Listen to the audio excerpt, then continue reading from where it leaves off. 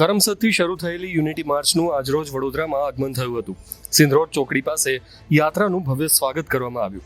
જિલ્લા ભાજપ, ગ્રામજનો, સ્કૂલના વિદ્યાર્થીઓએ યુનિટી માર્ચનું ભવ્ય સ્વાગત કર્યું. સરદાર પટેલની 150મી જન્મજયંતિને લઈને એકતાના સંદેશ સાથે આ યાત્રા નીકળી હતી. 3 ડિસેમ્બર સુધી આ યુનિટી માર્ચ વડોદરા શહેર અને જિલ્લામાં જ ફરશે. યુનિટી માર્ચમાં કેન્દ્રીય મંત્રી મનસુખ માંડવિયા, વિધાનસભાના અધ્યક્ષ શંકા ચૌધરી ખાસ ઉપસ્થિત રહ્યા હતા.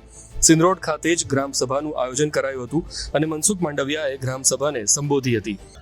મોદીજીને સરદાર 150 વર્ષ સુધી ઉજવવાનું આયોજન કર્યું છે, જેના ભાગરૂપે દેશની અંદર 1500 થી વધારે 750 જિલ્લાની અંદર પદયાત્રાનું આયોજન થયું.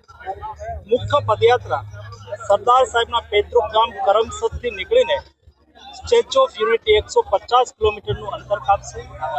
આજે ત્રીજા દિવસે અમે વડોદરા જિલ્લાની અંદર પ્રવેશ કરી રહ્યા છીએ, ત્યારે સમગ્ર ગુજરાત અને દેશના 1500 થી વધારે યુવાનો આ પદયાત્રાની અંદર સામેલ થઈને એક ભારત શ્રેષ્ઠ ભારતનો સંદેશ આપી રહ્યા છે.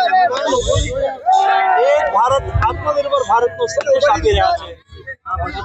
સરદાર પટેલના જીવન કવનમાંથી પ્રેરણા લઈને દેશનો યુવાન રાષ્ટ્ર પ્રત્યે પોતાના કર્તવ્યનું નિર્વહન કરે, મોદીજીના સપનાનું ભારત, વિકસિત ભારત બનાવવા માટે પોતે પોતાના કર્તવ્યનું નિર્વહન કરે, એ સંદેશ સાથે આ પદયાત્રા આગળ વધી રહી છે. મને ખુશી છે, મોટી સંખ્યાની અંદર દેશ અને રાજ્યના યુવાનો આ પદયાત્રામાં જોડાય છે.